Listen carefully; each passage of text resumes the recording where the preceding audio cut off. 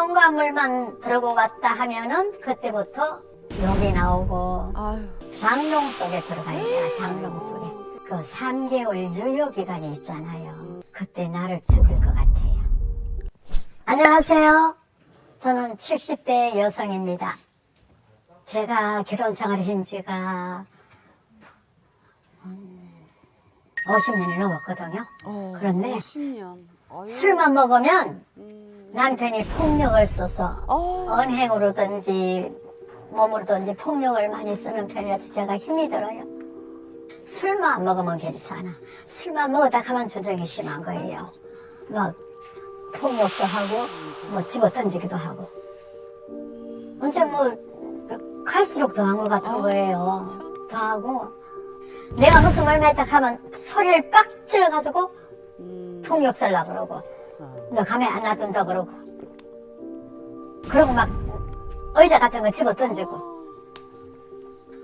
다른 사람들은 남편을 보고 호인이라고 그래요. 제가 나쁘다고 그러지. 집에서 바가지 박박 거린다. 현관문만 들고 왔다 하면은 그때부터 이제 욕이 나오고 아유. 사람 불안하게 만들고 힘들게 하죠. 어떨 때는 오늘은 좀 그냥 있어보자 하는데도 술을 먹고 오잖아요. 그럼 나도 가슴이 두근두근 해서 안 돼. 저 어떻게 살아? 그러면은 불안해서. 장롱 속에 들어가 있다. 장롱 속에. 어머. 그래서 이제 한참 들어가 있으면 이리저리 찾다가 없잖아요. 없으면은 자기 방에 들어가서 자는 것 같아. 그래서 자는 걸 확인하면은 내가 나와서 이제 뭐 잠을 자고 이런 식의 연속이었었어요. 아, 내가 이거 잘못 결혼했구나. 이런 걸 했지만은 애가 있으니까 어떻게 해요? 애가 연년생으로 둘이 됐는데 내가 저 애들을 놔두고 가면은 누가 봐주며 저 애들이 애미가 없이 학교에 가면은 얼마나 서름을 받을까. 그리고 그 특정인이 보통 정해져 있습니다. 나의 분풀이 대상, 나의 화풀이 대상, 나의 모든 속상함과 내가 가지고 있는 수치심과 이 모든 것들을 한 사람에게 어떤 사람이냐 나를 용서하는 그 사람이죠. 내가 지배할 수 있는 그 사람. 이 사람에게 지배하는 경우들이 많이 있는데 이거는 일종의 제가 볼 때 50년 세월이다. 이건 이미 습관을 넘어서 이건 의도라고 볼 수 있고요. 나이의 문제가 아니라 이건 굉장히 심각한 가정폭력이라는 거 먼저 말씀드립니다. 아, 지금 사연자분의 남편 같은 경우는 밖에서는 굉장히 호인이에요. 근데 집에만, 유독 집에만 특히나 아내한테는 폭군으로 변한다 이거예요. 왜 그런 거? 왜 이중적인 그런 태도를 보이는 걸까요, 이 사람이? 우리가 이제 밖에서는 네. 부처님 가운데 토막, 뭐 인간 예수 이렇게 통하는 사람들이 집에 들어와서 진짜 말할 수 없는 폭군이 되는 경우도 있죠.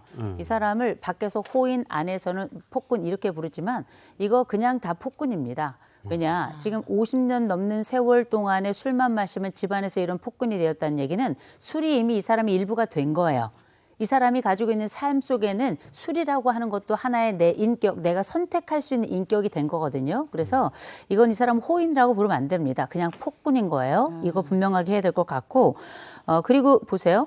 이 사람이 지금 50년 넘는 결혼 생활 하면서 집에만 들어오면 술 마시고 와서 아내에게 폭력을 막 행사했단 말이에요. 이 사람은 자기가 술 마시면 그런다는 걸 몰랐을까요? 아유. 알아요. 이건 뭐냐? 조절할 생각이 없는 겁니다. 맞아요. 보통 우리가 다른 사람에게 이런 폭력을 행사해서 예를 들어서 입건이 됐어요. 아니면은 뭐 굉장히 심각하게 뭐 수감이 됐어요. 아니면 굉장히 심각하게 뭔가 보상을 해야 되는 상황이 됐어요. 이거 몇 번 거치면 이 사람 웬만한 사람들은 고치고도 남아요. 외부에서 발생한 이런 일들이 있었다면.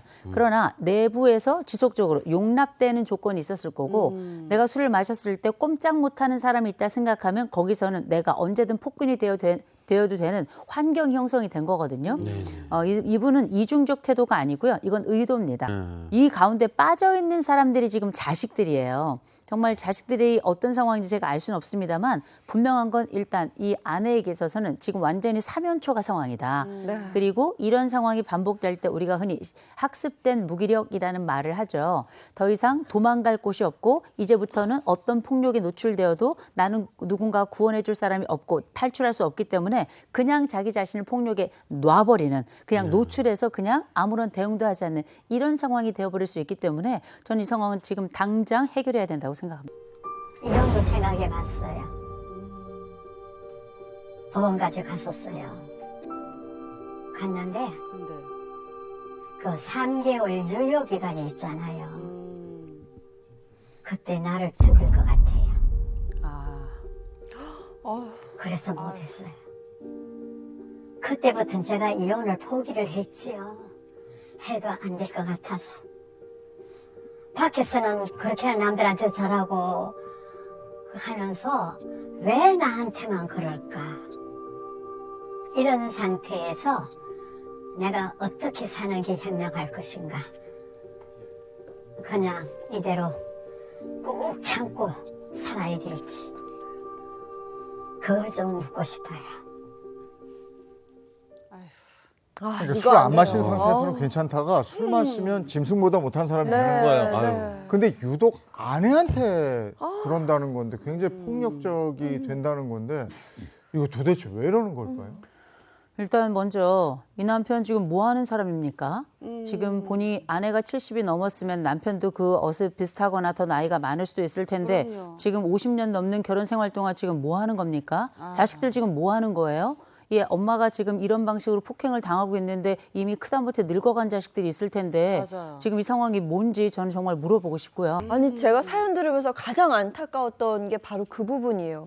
노력을 안 하신 건 아니에요. 이혼을 하고 싶었는데. 맞아요. 그 3개월의 기간 동안 남편이 나를 죽일 것 같아서, 그러니까 해코지 당할까 봐 포기하셨다는 말이죠. 근데 이렇게 마음을 먹는 것까지도 이렇게나 어려운 일인가 봐요. 두렵고. 이게 제가 폭행을 당해본 적은 없어요. 네. 그러나 생각해 보세요. 제가 만났던 수많은 내담자들 중에는 가정폭력으로 남성도 오고 여성도 옵니다. 그런데 상당수가 여성인 경우가 많아요. 그런데 이들이 당했던 린치가 일회성이라도 우리에게는 평생 이런 걸 우리가 이제 트라우마라고 얘기한다면 트라우마는 크게 두 가지가 있습니다. 하나, 스몰 트라우마라는 게 있고 작은 트라우마라는 게 있고 또 빅 트라우마, 큰 트라우마라는 게 있어요. 스몰 트라우마라는 건 일상에서 우리가 작고 크게 받는 작고 큰 이런 자그마한 상처들에 관련된 이야기라면 빅 트라우마라는 건 큰 사건, 대형 사고가 발생했다든지 아니면 우리가 갑자기 외부에 다니다가 뭐 린치를 당했다든지 예상치 못한 지진이 났다든지 이 교통사고가 났다든지 이런 것들은 다 빅 트라우마에 해당이 되는데 가정폭력은 스몰 트라우마일까요? 빅 트라우마일까요? 빅 트라우마. 빅 트라우마죠. 네. 그러나 때리는 사람에겐 스몰 트라우마예요. 그럴 수 이게 굉장히 다른 겁니다. 그래서 맞은 사람들이 이 오랫동안 가지고 있는 이 고통의 상태 그리고 이 어려움의 상황에 대해서 그냥 도움 없이 자기의 삶이 노출된 이런 상황이 되면 이 사람이 가지고 있는 이 고통은 이것보다 힘든 게 뭐냐 무기력이에요. 맞아요. 어떤 것도 할 수 없다는. 그래서 내가 심지어 이혼까지 고려해 봤더니 그때 아마 자세히 말씀은 안 하시지만 그때 살해에 대한 아마 협박들도 있었던 게 아닌가 이런 판단이 되는데요. 이럴 때 평생 맞았던 사람이 한번 마지막으로 용기를 내겠다 했는데 그것마저 물거품이 됐을 때 이 사람은 더 이상 어찌할 도리가 없는 마치 식물과 같은 이런 상황이 되는 거거든요. 그래서 지금 사실 이런 이혼을 향한 뭐 망설임 이거 없었어요. 노력했습니다. 근데 안 된 거예요. 근데 지금 가장 이 상황에서 문제는 뭐냐면 조력자가 없다는 겁니다. 내가 이혼을 결정하고 선택을 하고 이 과정에 사실은 폭력이 있었으면 이미 벌써 분리가 있어야 되는 거예요. 그렇죠. 그리고 이 과정에서 경찰도 불러야 되는 거고요. 증거 채집도 있어야 되는 건데 이런 모든 것들이 지금 어떤 식으로 진행이 되는지 저는 전혀 모르겠어요. 왜냐 말씀을 아직 안 하셨으니까. 그러나 분명한 건 이런 모든 상황에 조력자가 한 명도 없었다. 나 혼자만의 이 평생 50년 넘는 투쟁의 상황이었다. 저는 이 상황이 혼자 이혼을 해야 되겠다 결정을 내리는 것도 정말 어마어마한 일이었을 거라고 생각합니다. 네. 사연자분 이 말씀을 들어보면 남편 밖에서 너무나도 좋은 사람이고 호인인데 집에만 오면 나한테만 왜 유독 폭언을 쓰고 폭행을 할까? 내가 뭘 많이 잘못했나? 그러니까 당신이 잘못했다고 지금 자책을 하고 있거든요. 사연자분이 잘못한 것 같지 않은데 그렇지 않습니까, 교수님?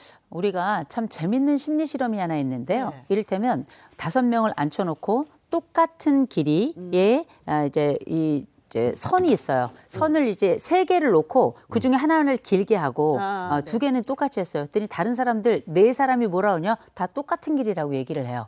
그러면 마지막 사람은 이게 똑같은 길인가? 분명히 아닌데 헷갈리게 되는 상황이 오거든요. 네네. 그러면 외부 사람들이 다 이 사람 호인 좋은 사람이라고 말을 해요. 그리고 누구도 내 말을 믿지 않아. 그래, 나중에 생각하는 거예요. 그러면. 혹시 내가 내 잘못이 문제가 알아? 있는데 어머. 내가 이걸 잘못 판단했나?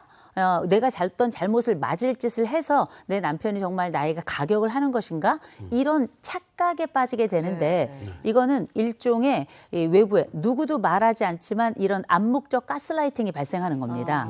그래서 사실상 우리가 지금 이 사연자께서 어떤 잘못을 했는지 안 했는지 저는 그걸 묻고 싶지 않아. 일단 폭력이 발생했다는 게 중요하고 그럼요. 이게 지금 50년 넘는 세월 동안 발생했다는 게 훨씬 더 중요한 일이거든요.